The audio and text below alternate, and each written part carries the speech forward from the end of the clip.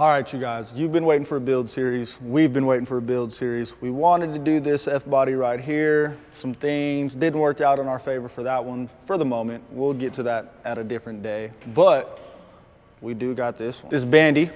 This is the owner of the car. He's also a Texas Speed employee. Bandy, who are you? What are we doing? What is this? I'm Jacob Bandy. Everybody calls me Bandy. I'm a machinist here at Texas Speed in the engine department. So I picked up this 1998 Camaro SS. It's got some character, that's for sure. But what we're going to do here is we're going to do a budget style build for no prep racing.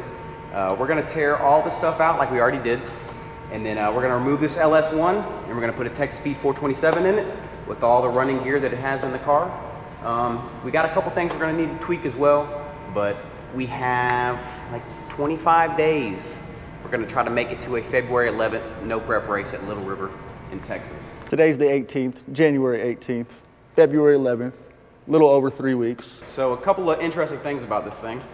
Like I said, we picked it up just like this. The heads were off and everything. We just dropped the K member earlier and was able to get all the get everything out of the way. But this car does have a TH350 transmission, and it supposedly has a 4,000 stall. This is all stuff that we were told. We are not positive if it does have this stuff yet, but it also has a 4 9-inch rear end conversion with 456 gears.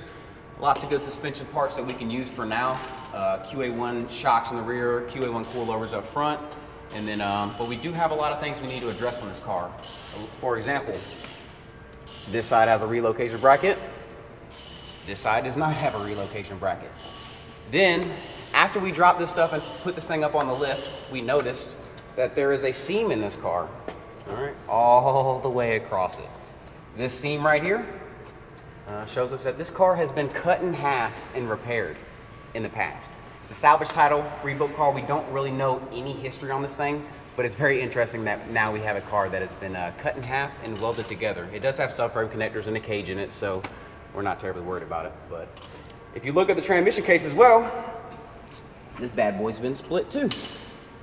So this is just a prime example of what happens when you pick up somebody else's project car.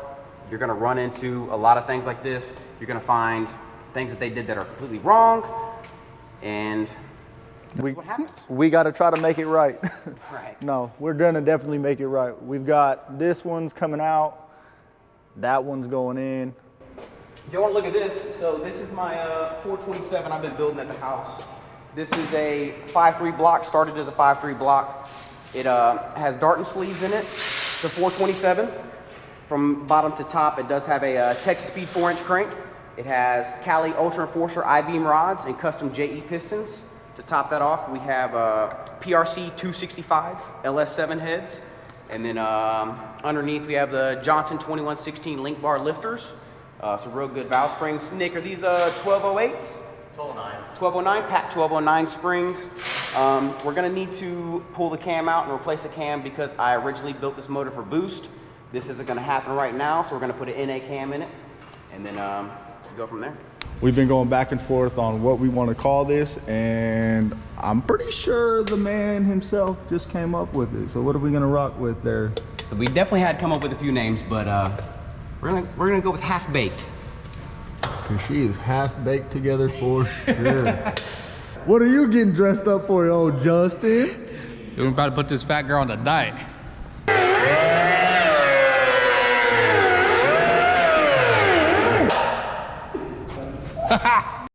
This might be the motto for this build. I got these hoses. They use like a putty to cover the hole in the power steering line, like a JB Weld putty. Oh, what?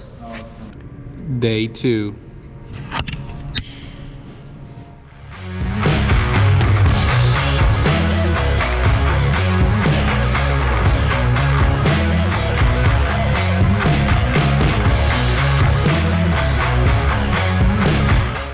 So, cut the firewall, motor's out.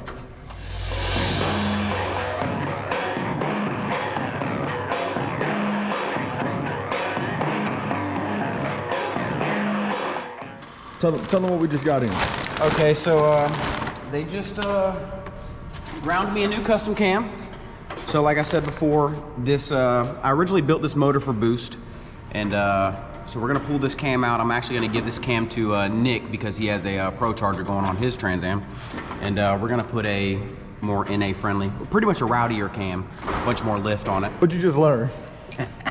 Usually when you're doing a cam swap, I mean, if it's a brand new engine, you can usually roll it over and the lifters will stay up. That way you can pull the cam out and slide the cam back in without the lifters falling.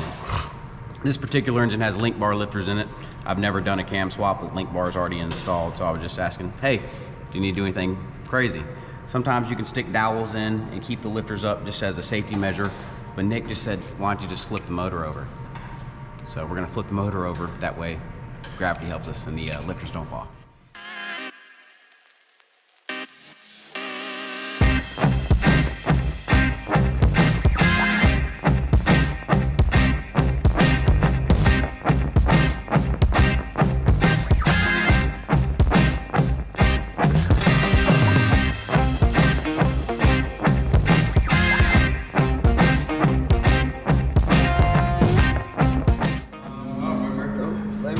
There she goes. So this is a custom cam we had set up for it before. 236, 248, 651 lift with a 115 LSA. Something mild that you can street drive with boost, but we're changing that up. We found actually a used cam that they were using for the dyno, and they were able to regrind it. Throw it back in the machine and regrind it, polish it up. See if I can get this open with my hands. So here's our new specs. 240, 253, 666 lift with a 111 LSA.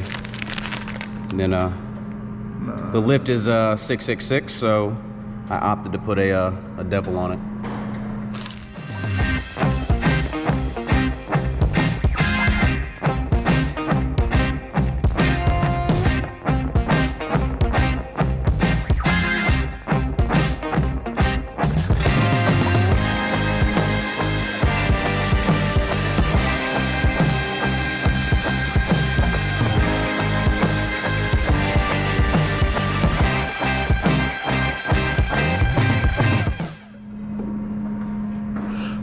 And then usually on the last section, I get that 4 of the journals in there. And then I usually use like an extension or something that'll slide on the front of the cam. And that way I can use the leverage to lift it up. And usually it slides in a little bit easier.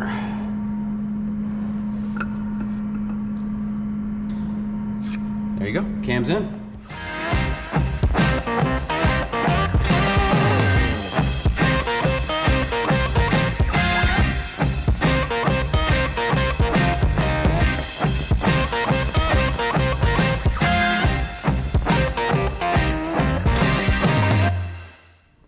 So what we got right now is we're going to check the lifter preload. Depending on what heads you have or what lifters you have, different things depends on your push rod length. So there's many different ways to do this, but the easiest way to do this is get your Allen key and you'll hand tighten the bolt. So you just have a little bit of valve lash, so it'll move back and forth. You don't want to tighten it up all the way. And then what you do is every quarter turn is going to be about 18 thou preload. So do a quarter turn, 1, 2, 3, almost 4. So you do 4 times 18, and that'll be your lifter preload. So whatever the lifters suggest, you can get in between that. So if you need less or more preload, you can get longer or shorter push rod length and go from there.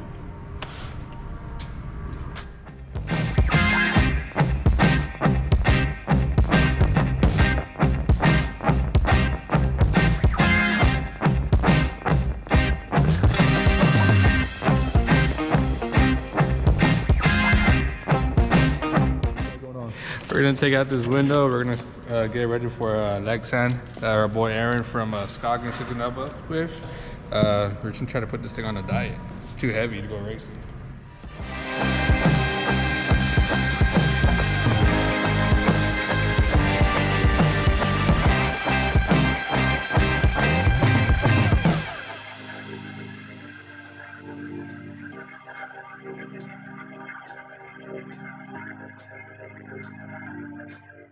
Just installing the O-ring on these sweet Texas Speed baffled billet valve covers.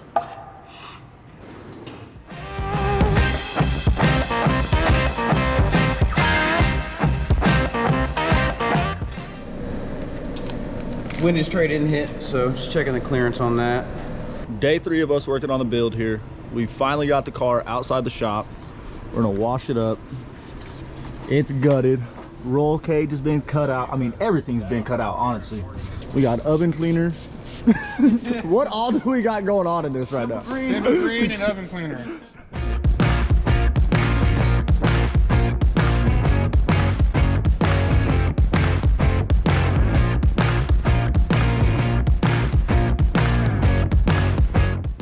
All right, you guys, into episode 1. Day 3 is coming to an end. The car's in, everything's gutted. We got the motor out, we got the cam swapped. We got the car outside right now. The boys just got done pressure washing it.